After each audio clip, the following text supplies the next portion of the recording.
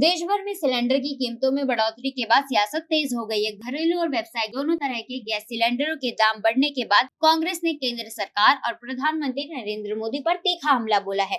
दरअसल 14.2 किलोग्राम वाले घरेलू एलपीजी सिलेंडर की कीमत में 60 रुपए की बढ़ोतरी की गई है। वहीं 19 किलोग्राम वाले कमर्शियल एलपीजी सिलेंडर के दाम भी 115 रुपए बढ़ा दिए गए हैं। नई कीमतें 7 मार्च से पूरे देश में लागू हो गई हैं।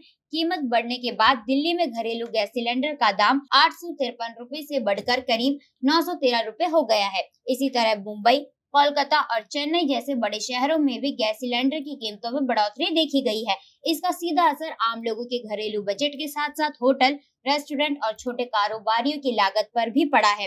गैस की कीमतों में इस बढ़ोतरी को लेकर कांग्रेस ने केंद्र सरकार पर निशाना साधा है। कांग्रेस ने सोशल मीडिया प्लेटफॉर्म एक्स पर लिखा कि मोदी सरकार ने घरेलू एलपीजी सिलेंडर के दाम बढ़ाकर आम परिवारों पर महंगाई का बोझ डाल दिया है। पार्टी ने प्रधानमंत्री नरेंद्र मोदी को महंगाई मैन बताते हुए कहा कि लगातार बढ़ती कीमतों से आम जनता परेशान है।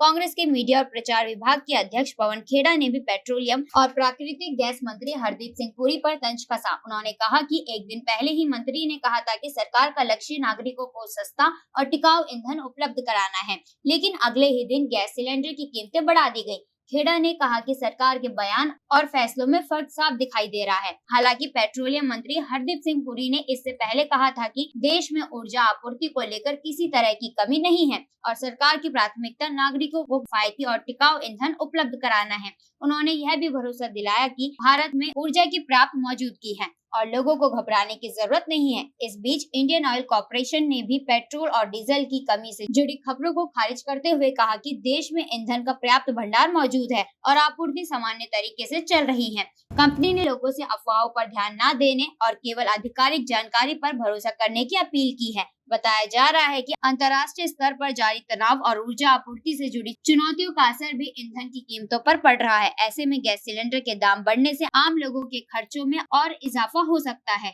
जिसको लेकर राजनीतिक बहस भी तेज हो गई है।